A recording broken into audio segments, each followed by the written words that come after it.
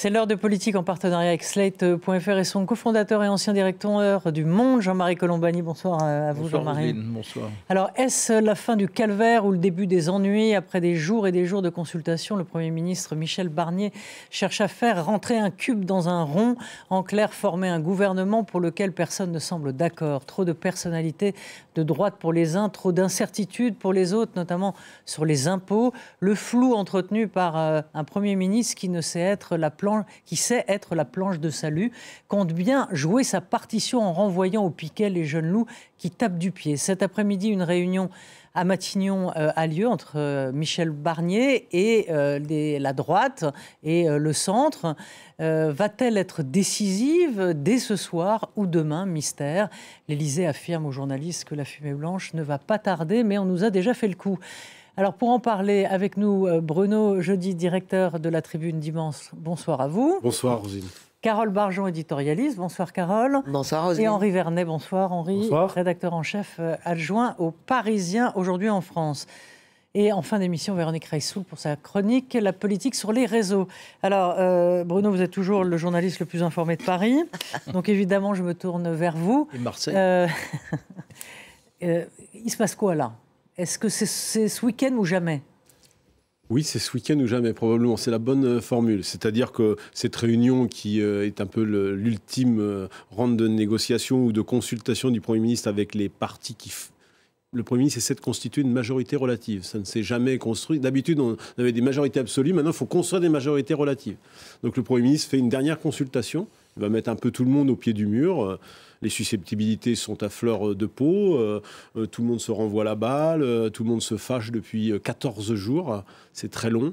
Et c'est un peu la dernière réunion pour aboutir demain à un gouvernement où, comme me l'a dit à la mi-journée un des ténors de LR, ce sera demain ou jamais. Et quand il dit jamais, ça veut dire que le Premier ministre, effectivement, a été ces dernières heures à deux doigts de jeter l'éponge, tant la situation est extrêmement compliquée. Évidemment, dès qu'il faut commencer à rentrer dans le dur, c'est souvent difficile. Donc demain ou jamais, avec, si ça marche, le gouvernement, dans la foulée, les passations de pouvoir. L'idée étant de faire ça avant l'ouverture des journées du patrimoine, parce que dans les ministères ce week-end, il y aura des Français, mais ça ne sera pas facile de faire des passations de pouvoir. Donc c'est demain soir ou peut-être jamais. Alors, vous parliez des accords des uns et des autres. On a vu Gérald Darmanin sortir la bombinette hier sur le fait qu'il ne participerait pas au gouvernement s'il y avait une augmentation des impôts. Et il a lancé cette menace. On l'écoute. Moi, ce que je peux vous dire, c'est qu'il est hors de question que nous puissions rentrer dans un gouvernement ou que nous puissions soutenir à l'Assemblée nationale, puisque je vais redevenir député, un gouvernement qui augmente les impôts. Ça fait 7 ans que nous baissons les impôts. C'est la facilité d'augmenter les impôts. Voilà, et je vous laisse écouter la réaction d'Olivier Marleix, le républicain. Oui, l'idée d'augmenter les impôts, c'est une rumeur lancée par M. Darmanin pour permettre à M. Darmanin de la commenter. Voilà. Matignon a dit très clairement que tout ça relevait de la rumeur et de pure spéculation. Voilà, tout ça, manipulation, chacun lance des rumeurs, Jean-Marie. Oui, c'est le petit jeu aujourd'hui. Vous avez l'air atterré. Oui, parce que c'est vraiment une caricature là, à laquelle on assiste. Mais en même temps, il faut reconnaître la difficulté de l'exercice, parce qu'il y a quand même 11 groupes à l'Assemblée nationale. Et dans ces 11 groupes, comment faire surgir une majorité relative de cela? C'est vraiment un imbroglio terrible. Et alors, il y a ces positionnements des uns et des autres, le positionnement de Darmanin, on pourrait analyser aussi le positionnement, et on y viendra peut-être, de Gabriel Attal, et ainsi de suite. Donc, les ambitions personnelles. Mais il y a aussi les questions de fond. Et sur les questions de fond, c'est qu'est-ce qu'on fait? Et sur le qu'est-ce qu'on fait vient en premier lieu le budget. Le budget, c'est-à-dire la lecture que vont avoir les principaux, ceux qui regardent la France, c'est-à-dire les marchés, avant Bruxelles d'ailleurs, pour savoir si la trajectoire financière de la France tient la route ou non. Et donc là, le gouvernement jouera aussi sa peau là-dessus, parce que si l'interprétation qui est donnée des mesures qu'il envisage sur le fond n'est pas bonne, il peut y avoir un cataclysme financier compte tenu de la gravité de la situation. Ce qui est assez choquant dans la période actuelle, c'est de voir que, je prends juste l'exemple que vous évoquiez à l'instant, c'est-à-dire sur une éventuelle augmentation des impôts. Voilà une majorité sortante qui devrait être comptable de l'État d'après Barnier, catastrophique des finances publiques. C'est leur héritage. Et face à cet héritage, il dit on ne touche pas à nos promesses. Mais c'est intenable, ça ne peut pas tenir un seul instant. Il faudra bien regarder, pas seulement la diminution des dépenses, mais aussi un petit peu l'augmentation des recettes, sinon on ne s'en sort pas. Et ils sont là à aligner des lignes rouges qui vont rendre la tâche impossible au Premier ministre. Oui. On se pince, parce que franchement, qui était au pouvoir pendant toutes ces années? Ceux-là même qui érigent des lignes rouges aujourd'hui. Oui. Ça n'a pas de sens. C'est du moins le sens de l'irresponsabilité pour moi. Avéré. Oui, mais on pourrait rétorquer aussi, Henri, que Gabriel Attal, est-ce que c'est pas illégitime, n'est-ce pas légitime dans le fond qu'il demande pour faire participer son groupe au gouvernement de savoir où il va. Or, on a l'impression quand même que Michel Barnier entretient un flou artistique. En tout cas, il joue de l'incertitude. Il ne dit rien. Est-ce que lui-même est aussi fixé que ça sur le programme, sur à quoi ressemblera son action une fois au gouvernement? Il faudrait, oui et non. Il est quand même sorti du chapeau un peu au dernier moment. Bien sûr, maintenant, on s'est habitué dans le paysage parce que ça fait 14 jours et que ça paraît assez long, en effet, quand on attend un gouvernement. Cela dit, on a attendu un Premier ministre pendant beaucoup, beaucoup plus longtemps. Et puis d'autres pays autour de nous ont l'habitude de passer des centaines de jours sans gouvernement. Je pense à la Belgique dans une certaine mesure. Oui, vous faites votre édito là-dessus d'ailleurs. Oui, parce qu'il faut se souvenir. Parce que enfin, là, c'est vraiment une parenthèse. Jours. Mais c'est une parenthèse. Mais on a tellement à la bouche depuis 3 mois, depuis 4 mois désormais, qu'on apprend un peu la démocratie parlementaire, le régime parlementaire et les coalitions comme cela se passe dans la plupart des pays européens, que oui, c'est pas inutile justement de regarder bel et bien comment ça se passe dans ces pays-là. C'est vrai que ça prend du temps parce qu'en effet, vous devez concilier des inconciliables. Là, c'est un peu moins le cas parce que les inconciliables, en réalité, Darmanin, il a beau faire sa sortie, Attal a beau faire la sienne aussi par rapport donc à la ligne rouge des impôts. En réalité, c'est pas très différent de ce que, alors peut-être pas de ce qu'ils ont accompli pendant 7 ans. C'est vrai qu'il y a eu vraiment une politique de l'offre en faveur des entreprises. Ouais. C'est vrai qu'il y a eu ce totem des baisses d'impôts chez Emmanuel Macron. Mais enfin, Darmanin lui-même, il y a quelques mois, envisager de durcir un petit peu la fiscalité en demandant un effort aux chefs d'entreprise. Parce qu'il sait très bien que la situation actuelle, comme l'a rappelé Jean-Marie à l'instant, n'est pas vraiment tenable. Gabriel Attal lui-même a aussi brandi cette possibilité, un jour ou l'autre, qu'il faudrait, qu'il n'y avait plus de débat tabou, et notamment pas sur la fiscalité. Donc là, on est davantage dans la posture politique, dans le théâtre d'homme politique, qui n'a rien d'illégitime, c'est comme ça, davantage que dans des convictions vraiment assumées. En réalité, ce que cherchent Attal et Darmanin, qui sont par ailleurs les premiers rivaux entre eux, mais c'est une alliance objective. C'est d'assurer les positions pour les mois qui vont venir. Il y a une alliance objective, effectivement, de Darmanin. On les voit se réconcilier. On sait qu'ils ne s'entendent pas. Oui, sur le dos de Barnier. Oui. Je voudrais juste revenir là, sur votre question qui était est-ce que ça n'est pas légitime, au fond, que des chefs de parti ou de groupe demandent à quoi on s'engage sur le fond? Non, c'est parfaitement légitime. Le problème, c'est que ce serait beaucoup plus crédible s'ils n'avaient pas auparavant, c'est-à-dire il y a déjà plus de 10 jours, pratiquement, en tout cas au lendemain de la nomination de Barnier, s'ils n'avaient pas fait, et je pense notamment au communiqué qu'avait fait le groupe Ensemble ou le Parti Renaissance, je ne sais plus, mais enfin c'était Attal, quoi, qui était un communiqué extrêmement dur, où il disait déjà par avance que leur soutien n'était pas acquis, qu'ils ne savaient pas s'ils voteraient ou non la censure. Donc, si vous voulez, d'entrée, ça a été assez agressif à l'égard de Michel Barnier. Maintenant, effectivement, on habille ça d'une raison qui est beaucoup plus légitime, c'est-à-dire, on ne peut pas nous demander il y a quand même des arrière-pensées si on ne sait derrière. pas sur quoi elle repose. Mettons-nous 2 secondes à la place du malheureux Premier ministre. Je dis malheureux pour le moment. Oui. Il a affaire à une cohabitation de facto avec le président de la République. Le président de la République ne manque pas une occasion de tracer des limites. Exemple, la nomination d'un commissaire à Bruxelles, qui montre bien la façon dont Emmanuel Macron veut préserver son territoire. Mais en même temps, il y a une cohabitation, on en parlait récemment, autrement plus difficile pour Michel Barnier, qui est la cohabitation avec le président du groupe principal de l'ex-majorité, Gabriel Attal, à l'Assemblée nationale. Et Gabriel Attal qui dit je n'attaque pas le président de la République parce que j'ai conscience qu'il faut consolider les institutions.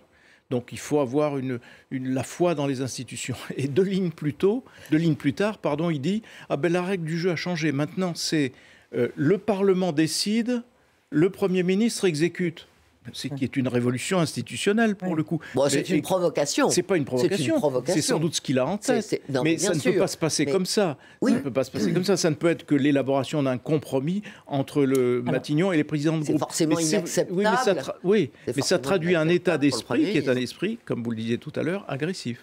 Alors on va écouter François Hollande sur cette situation et notamment sur Emmanuel Macron. Je pense qu'à un moment, s'il n'y arrive pas, ce serait grave pour le pays, parce que c'est lui qui a pris cette responsabilité, c'est lui qui a choisi M. Barnier.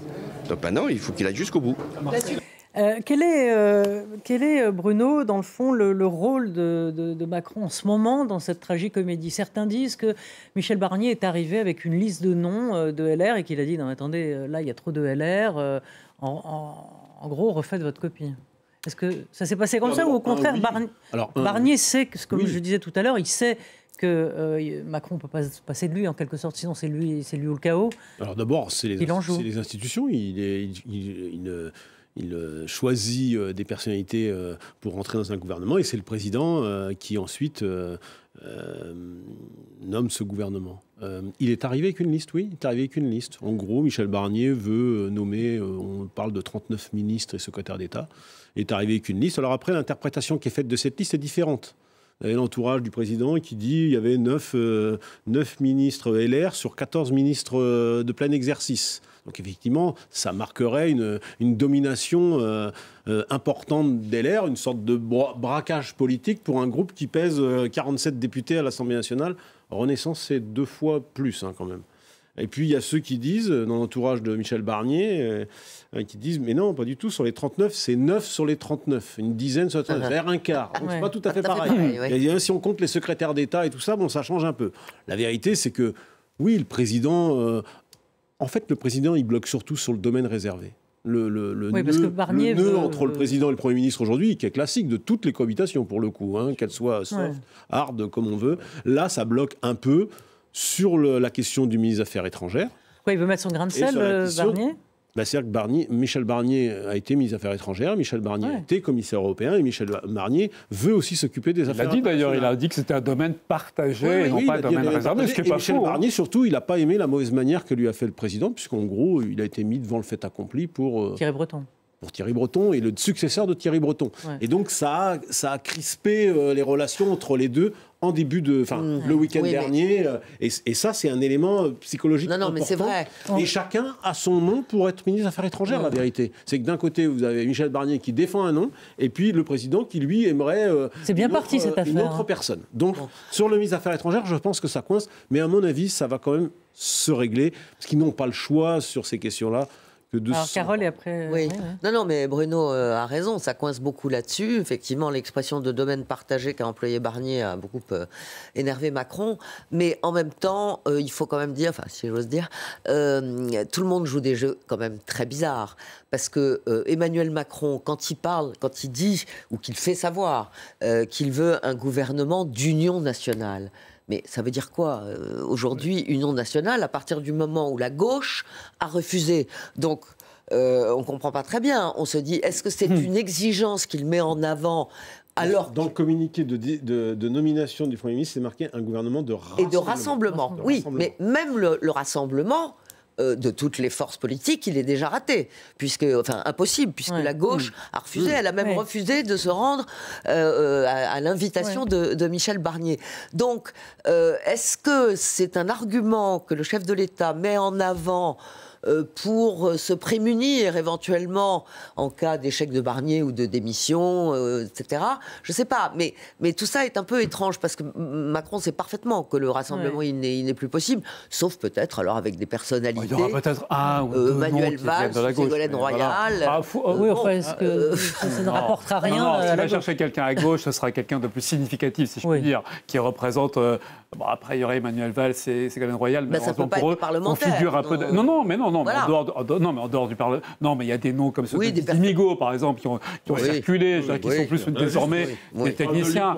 Mais exactement, voilà. Et parce que, attendez, Manuel Valls, Ségolène Royal, là, on est vraiment trop dans l'aventurisme un peu particulier, ça ferait vraiment étrange.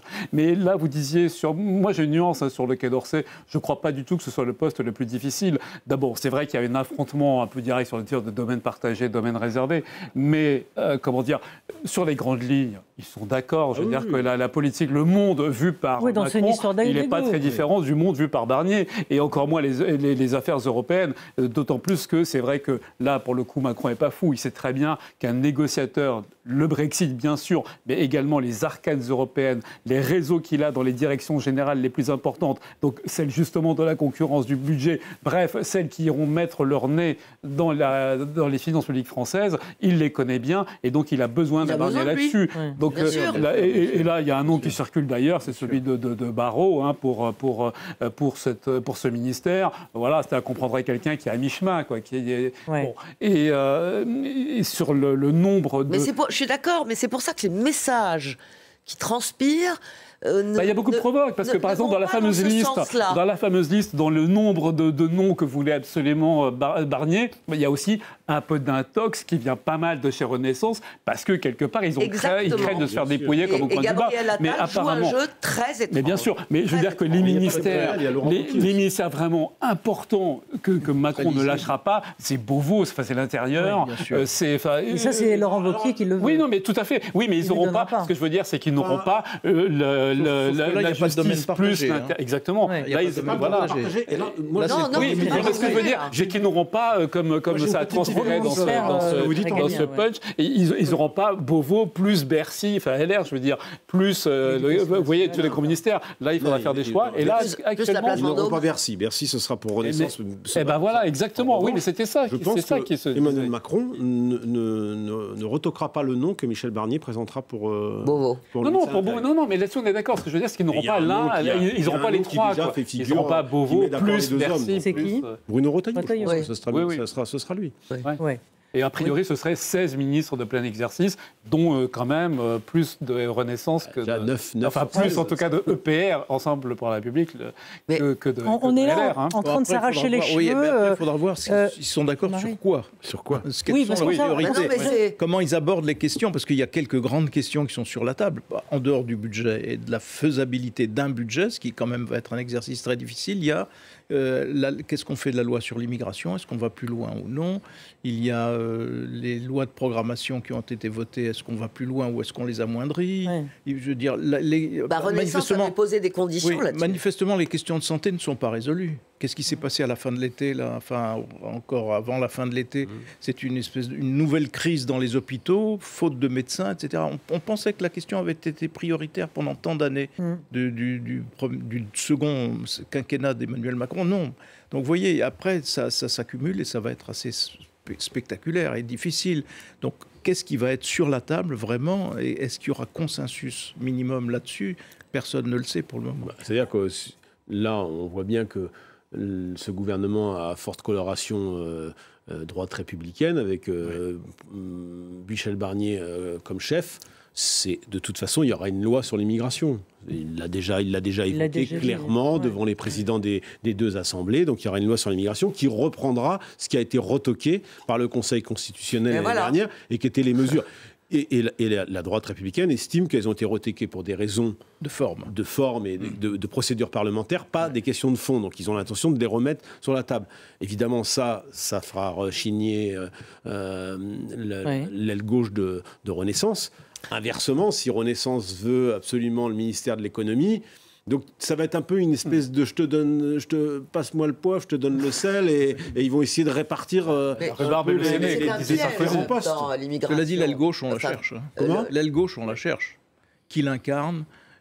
Oui, il avait parlé de gouvernement pluriel. L'aile blanche, elle serait aujourd'hui incarnée parmi les chefs de Renaissance par Elisabeth Borne, qui ne veut pas rentrer dans le gouvernement pour des raisons de cohérence, parce que si jamais la mise en cause, bien sûr, même partielle du texte des retraites, la mettrait quand même en difficulté. C'est pour ça qu'elle ne veut pas rentrer dans le gouvernement, puisque ça lui a été proposé. Alors apparemment, un accord se profile. Hein. D'ailleurs, c'est une alerte du Parisien, mon cher Henri. Oui, ça pourrait être ce soir. Ça pourrait être ce soir, l'annonce. Bon, enfin, attention. Hein. Non, parce que Emmanuel Macron reçoit Michel Barnier. Voilà, donc ça pas totalement impossible. Ça veut dire aussi que le changement de méthode de Michel Barnier, qui jusqu'à présent avait quand même reçu les gens ou en tête-à-tête, ou en petit comité, ou sensibilité par sensibilité, etc. Et donc, ce qui d'ailleurs a alimenté la machine à intox, parce que chacun pouvait dire, voilà, ce qu'il m'a dit, etc. Là, il a invité tout le monde ensemble en les mettant un peu face à leurs responsabilités et surtout en les mettant ensemble, chacun ne peut pas raconter sa propre histoire à la sortie aux journalistes. Et donc c'est peut-être le résultat aussi de ce changement de méthode. Qui fait pour moi, c'est moins un changement de méthode qu'un aboutissement de la méthode. Une fois que chacun a donné ses lignes rouges, a donné ses exigences, hop, vous mettez tout le monde ensemble. Et là, en effet, comme vous le dites très bien, on prend un parti et les autres sont là pour contrôler. Et donc, c'est là qu'on fait les ajustements, d'où cette alerte. En effet, si Barnier va à l'Élysée, il n'est pas totalement impossible que le gouvernement sorte plus tôt que prévu. Oui, demain, ce soir. Demain, oui. Bruno, je disais plutôt demain, je disais à la mi-journée, mais la réunion semble un peu plus courte que ce qui était prévu, donc c'est plutôt, si elle est plus courte, c'est plutôt de bonne augure. Et apparemment, avec un accord pour qu'il y ait des représentants du camp présidentiel. Donc, sans doute que... Gabriel Attal qui a rendu compte de la réunion à ses troupes, à Renaissance, et en effet était plutôt favorable. Donc ça veut dire quoi? Qu'il rentrerait, Gabriel Attal irait lui au gouvernement, ou il se réserve pour 2027, comme on a l'air de le lire dans le point? C'est-à-dire qu'en fait, il y a aussi un équilibre dans les personnalités. Il y a une jolie formule employée par un des ténors de l'ex-majorité qui dit si on fait rentrer les alligators LR, il va falloir garder les alligators macronistes. Sous-entendu, si vous faites rentrer Retailleau, Wauquiez et quelques autres LR, il faudra garder Darmanin, Le Cornu, voire Attal. C'est difficile. Celui Donc qui avait après, raison, je ne sais pas comment ça va se passer. C'était François Bayrou en disant il ne faut pas qu'il y ait de sortants. Il faut que ce soit une équipe totalement nouvelle, parce qu'il faut incarner le changement. Donc on va voir si le changement est à petite dose. C'est sa recommandation. Si le changement est à petite dose ou bien si au contraire il y a... Bayrou ? Oui. Bayrou, lui, il a cru que ça ne marcherait pas et que son heure viendrait. Là, manifestement, il ne vient pas. Juste sur votre question sur Attal, ce serait franchement baroque qu'il vienne. D'abord, ce n'est pas son intérêt politique. Là, il a besoin de se refaire une image. Il vient de passer 8 mois à Matignon, 8 mois, comme le lui a rappelé le poids d'un président de groupe. Exactement. Et voilà. Mais bien sûr. Et en plus, il n'a pas renoncé au parti. Et surtout, vous imaginez, lui entrant dans un gouvernement après la passation de pouvoir quand même assez punchy qu'il y a eu entre lui et celui qui serait son Premier ministre, Michel Barnier. Non, c'est pas... Comment dire? En plus, il a bien dit qu'il a maintenant, je crois qu'il a dit qu'il a un récit, à confiance. On voit bien. En politique, on a déjà vu des choses. Raffarin et Sarkozy ont cohabité après. Oui, mais après combien de temps? Non, mais surtout là, quel serait son intérêt? Il est même revenu dans le gouvernement après avoir été. Mais pour revenir, mais là, ce qui est quand même invraisemblable, c'est qu'on est quand même de plus en plus détaché d'une réalité qui est difficile. Et la réalité ne semble pas prise en compte par les acteurs politiques. Ils sont là dans leur petit jeu. Le meilleur exemple, c'est en effet Gabriel Attal qui nous sort une grande interview dans Le Point pour dire « j'ai une histoire à construire avec les Français ». Oui, on arrête tout là et on s'incline et on écoute parce que l'histoire va se construire avec les Français. Non mais je veux dire, alors qu'il sort de 10 mois de gouvernement alors ça lui a valu la sympathie du public, certes.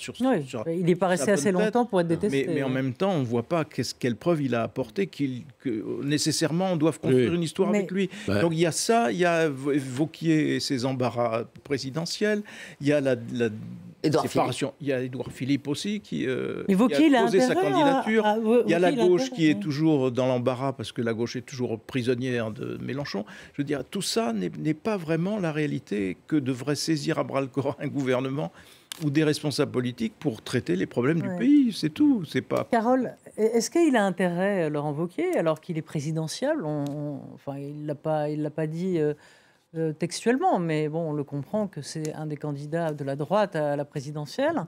Il a intérêt à aller, par exemple, à Bercy, par exemple, ou alors pas le ministre de l'Intérieur. Lui, il voudrait le ministère de l'Intérieur. Oui, mais apparemment, Macron ne lui laissera pas les clés. Il va Barnier, à mon avis. Et il a compris. Peut-être que ça réussira, j'en sais rien. Je pense, parce qu'il faut quand même rappeler qu'il y a eu un changement total, enfin, un virage à 180 degrés dans la position des Républicains, qui à l'origine expliquaient qu'il y aurait sans doute un soutien, mais sans participation aucune.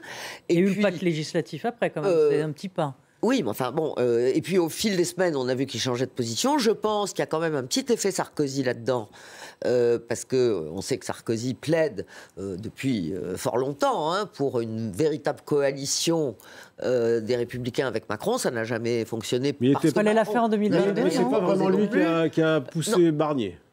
Non, mais en revanche, il n'a pas poussé la solution Barnier. Il pousse quand même les LR à participer. Ah oui, mais il n'était pas à l'origine de Barnier. Il en avait vu d'autres, lui, mais pas sûr. Non, mais ils sont pas. Enfin, c'est pas vraiment la même mayonnaise, on va dire. Oui. Et donc, je pense que Wauquiez a été sensible. Il s'est bien rendu compte quand même que, au fond, s'il y a tous ces, une partie de ses camarades qui en plus s'occupent des postes importants. L'histoire, elle est peut-être encore. On était quand même à mi-chemin. Et c'est faire preuve de responsabilité aussi aux yeux des Français d'y aller. On était dans un parcours à mi-mandat pour Emmanuel Macron de plus en plus à droite, en vertu du commandement sarkozien qui est le pays est à droite, donc tu dois gouverner à droite. Simplement, où sera le centre là ? Barnier est un homme conservateur. C'est un homme conservateur, mais qui nous parle de justice sociale. C'est un conservateur, mais qui est modéré, qui est ouvert, qui n'est pas sectaire. Donc, est-ce que le centre de gravité du gouvernement sera encore un peu plus à droite ? Dans la gestion de la crise financière, ça va compter énormément. Ou bien est-ce qu'il y aura un équilibre quelconque ? C'est ça la grande question pour les Français. Et le vote qui est intervenu au mois de juillet n'est pas uniformément à droite. Le groupe central, celui des macronistes, est partagé. Il n'est pas uniformément à droite. La gauche est arrivée en tête. Voilà, et ça c'est une équation, je ne sais pas dans quel sens pèsera le président de la République, qui est maintenant censé être dessaisi par rapport à son Premier ministre. Mais Henri, est-ce que les vrais ennuis commencent au moment où le gouvernement est... Bien sûr. Ah bah oui, clairement, mais d'ailleurs, y compris pour les raisons qu'on a dit tout à l'heure, c'est-à-dire qu'on ne connaît pas le programme, non pas parce qu'il n'a pas encore fait sa DPG, sa déclaration de politique générale, qu'il fera, je crois que c'est déjà annoncé pour le 1er octobre, mais tout simplement parce que pour l'instant, elle n'est sans doute pas établie. C'est que, et oui, ça commencera les difficultés parce qu'on le voit bien. Je veux dire que les difficultés de la France aujourd'hui sont abyssales. Et c'est pour ça, j'en reviens quand même à ce qu'on disait un petit peu en début d'émission, c'est-à-dire que les jeux politiciens, les postures de tel ou tel, les petites phrases, comme a dit Barnier, qui alors lui, pour le coup, c'est le politique très frustrant pour des journalistes politiques, parce que c'est pas du tout monsieur petite phrase, lui. Bon, eh bien, c'est vrai que c'est vraiment pas à la hauteur de la situation, et parce qu'en effet, c'est entre le budget. Alors, regardez par exemple la Nouvelle-Calédonie qui redevient et la Martinique, avec les problèmes de la vie chère, et d'ailleurs deux problématiques différentes, parce que la Martinique c'est la vie chère qui est extrêmement difficile à régler, mais en plus en Calédonie il y a vraiment un phénomène existentiel, il y a vraiment un processus là qu'il faut traiter. Bref, partout il y a des difficultés qui sont énormes, et il est vraiment temps de cesser avec les petits jeux. Juste un mot quand même sur Wauquiez et l'intérieur. Je pense quand même qu'il défend sa pierre à pied. Il veut vraiment y aller. Alors si LR cède sur le nombre de ministères de plein exercice qu'il pourrait avoir, donc en effet pas une accumulation de grands ministères, peut-être qu'en compensation il y aurait bel et bien à la fin l'intérieur pour Wauquiez. Vous parliez d'effet Sarkozy. Là aussi il y a un peu un effet Sarkozy, c'est-à-dire que le ministère de l'Intérieur, la place Beauvau, c'est considéré comme quelque chose qui vous porte chance pour aller après à l'Élysée. C'est vrai. Vous montrez. Mais oui, vous montrez ce que vous savez faire, ce que vous pouvez faire. Et là en plus, en étant aligné sur un Premier ministre Barnier qui lui est prêt. Pour l'instant, ça n'a porté chance qu'à une seule personne. Oui, les autres, mais ils ont essayé de copier le modèle, mais. Oui, mais Sarkozy, ça reste. Encore un présidentiel. Bruno qui est le dernier président à droite. C'est vrai, ça marche. Cazeneuve a essayé. Non, mais pour l'instant, c'était pas de droite, cela. C'était pas de droite. Un mot, Bruno, sur ce qui nous attend sur les impôts, puisque ça a été la polémique de la semaine, puisque la semaine dernière c'était l'immigration. Est-ce que forcément il y aura une augmentation des impôts, je pense que d'abord il faut rattacher c'est ça ce que disait Jean-Marie tout à l'heure, le débat sur la trajectoire financière de la France, qui est surveillée de près, qui est même par les marchés, qui est surveillée de près par les marchés, mais surtout par la Commission de Bruxelles, puisqu'il y a une procédure contre la France pour déficit aggravé. Donc de toute façon, le Premier ministre, une fois son gouvernement en place, va se rendre, ou son ministre de l'économie et des finances, à Bruxelles pour négocier avec Bruxelles, puisque la France n'a pas présenté comme elle devait le faire, en principe le 20 septembre, sa trajectoire financière pour les 3 prochaines années. Or, on voit bien que cet élément va être clé pour la situation économique et financière du pays, dont la dette est très importante. Et ce qui se dit, c'est qu'en gros, Michel Barnier pourrait aller négocier un allongement de la durée pour rejoindre le seuil des 3% de déficit du PIB pour 2029 plutôt que 2027, qui était la trajectoire initiale négociée par Bruno Le Maire en sortant. Michel Barnier ayant en privé des mots très durs contre Bruno Le Maire, avec cette expression, puisque Bruno Le Maire l'a employé en disant qu'il avait tout donné. Michel Barnier, en privé, dit il a vraiment tout donné et donné. Il ne reste plus rien, il a cramé la caisse, comme dirait Valérie Pécresse. Cette trajectoire-là, une fois posée, va permettre au Premier ministre de voir comment lui boucle son budget. La grande question, c'est celle des impôts. Et c'est là où il a fait peur à tous ses interlocuteurs, puisqu'il a quand même testé l'idée. Et Michel Barnier, en fait, en recevant tout le monde, il a posé des cailloux sur l'immigration, et sur les impôts. Il n'a pas exclu, notamment en disant à l'Assemblée, il faudra me soutenir quand je vais devoir augmenter les impôts.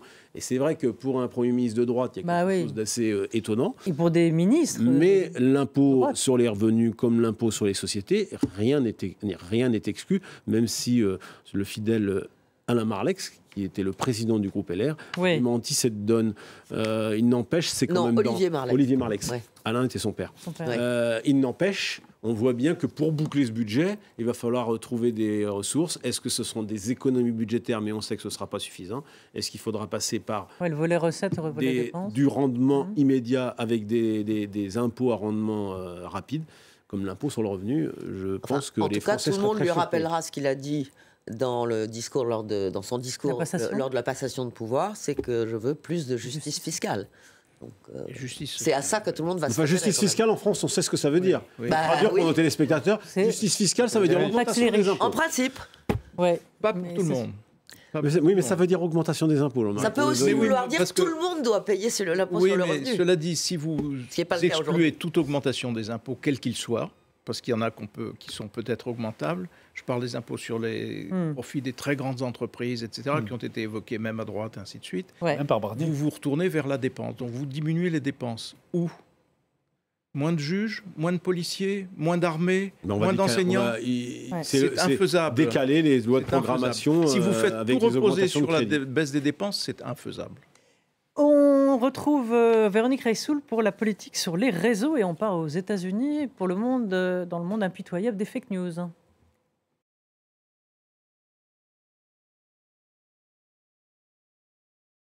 Bon, pas de générique, c'est pas grave. On va faire avec.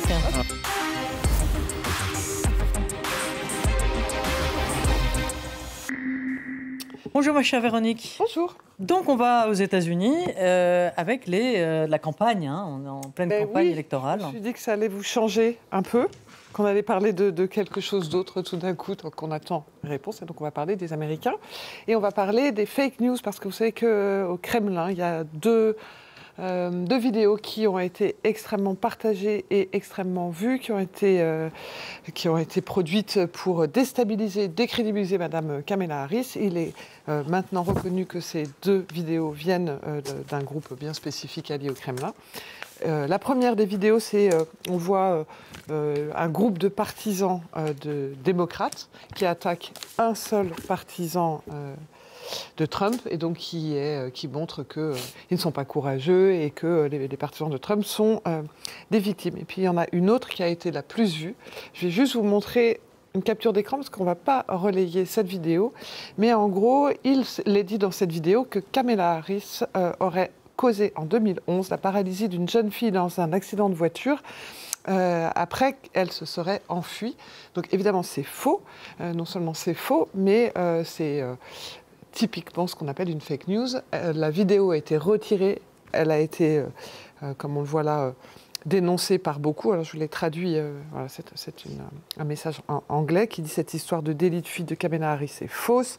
Cette vidéo vient apparemment d'une fausse organisation de presse à San Francisco. Elle a été partagée des centaines de milliers de fois par une personne nommée Alicia Braun.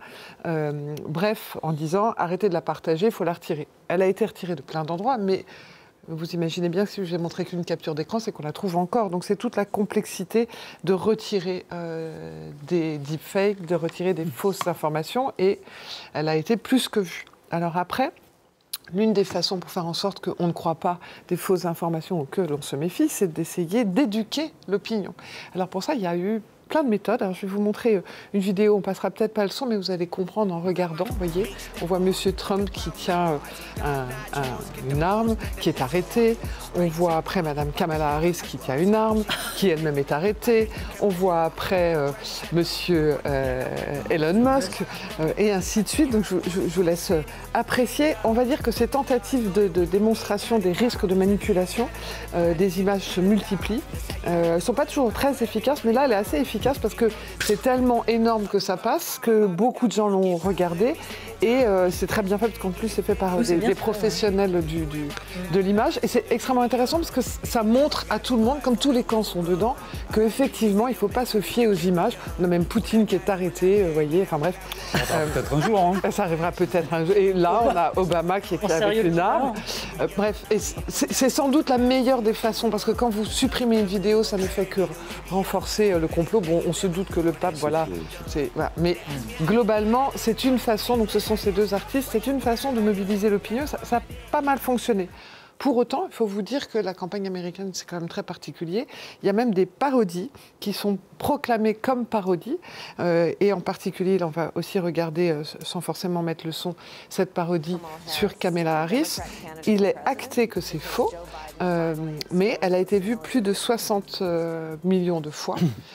Et en fait, même si on dit que c'est faux, même si on dit que c'est de la propagande, même si les républicains disent oui, c'est de la propagande et que les démocrates le dénoncent, mais en fait, ça passe et c'est vu et 60 millions de fois, les messages passent. Donc c'est pour vous dire que les fake news sont retirées quand on dit pas que c'est une fake news, mais là, c'est assumé. Donc cette vidéo, elle est partagée, repartagée, et elle fait passer des messages. Donc c'est extrêmement compliqué. Voilà, vous trouvez que la politique française c'est compliqué, bah dites-vous qu'aux États-Unis c'est encore plus compliqué. En tout cas, les images, c'est un vrai sujet. Et puis, pour vous dire, après, vous avez ce qu'on appelle les vérités alternatives, qui était la spécialité de M. Trump. Eh bien, pendant le débat, figurez-vous que Mme Kamala Harris a dit qu'il n'y avait plus de troupes sur le terrain à l'étranger. Je vous laisse regarder, là, cette fois-ci, la vidéo qui a été prise pendant le terrain. Voilà. There is not one member of the United States military who is in active duty in a combat zone in any war zone around the world. The first time this Wait, what? But let's understand. So where the fuck are we right now? Donc en fait, le sujet, il est que ça n'est pas faux, c'est une vérité alternative. Ça a plutôt servi le camp, évidemment, vous imaginez bien, des républicains. Elon Musk l'a énormément partagé. Évidemment, comme c'est Elon Musk, il a expliqué que, voilà, 3 petits points et il partage la vidéo. La réalité, elle est plus complexe. C'est qu'en fait, il n'y a pas de mission de combat sur le terrain. Elle n'a pas dit qu'il n'y avait pas de mission. Enfin, elle a dit qu'il n'y a pas de mission de combat. Mais c'est toujours pareil, les vérités alternatives. Et en plus, le fait que les uns et les autres aient dit « mais vous avez détourné, c'est une vérité », n'a fait que nourrir les républicains qui sont sur ces notions de vérité alternative. Et qui plus est, le gouverneur de Californie a dit qu'il voulait retirer cette vidéo qui circulait des militaires qui se montrent. Donc ça n'a fait que renforcer la réalité du sentiment de, voilà, on nous manipule, les élites racontent n'importe quoi et il y a bien un complot au plus haut sommet de l'État. Donc pour vous dire que quand on parle de fake news et qu'on explique que les choses doivent être retirées, que les plateformes doivent modérer, que en fait il y a le vrai et le faux, c'est beaucoup plus compliqué que ça. Et ça nous promet des heures sympathiques. Voilà. En tout cas, Elon Musk s'est couvert de gloire là, en déclarant. Et comment personne n'a eu l'idée de tuer Kamala Harris après la tentative d'attentat. Ah non, mais là maintenant c'est la porte ouverte à tous. Je me suis dit que ça allait vous changer les idées, pas forcément pour remonter le moral, mais vous changez les idées avec la campagne française. Oui, mais franchement, là je vous ai fait juste un tout petite sélection pour vous expliquer la réalité des trucs. Mais si vous saviez, j'aurais pu vous tenir une petite heure tranquille avec des jolies petites vidéos. On a vu ça, vous étiez parti pour 1 heure. Merci beaucoup, chère Véronique. Et merci à Flore Simon d'avoir préparé cette émission. Merci à tous. Donc la Tribune dimanche. Et puis le Parisien demain, si vous avez la une. Alors pour l'instant, c'est la Nouvelle-Calédonie. Bien évidemment, si ça peut changer quelque chose, par exemple. Ça peut être ce soir. Restons sur nos gardes. Merci beaucoup. Merci à tous.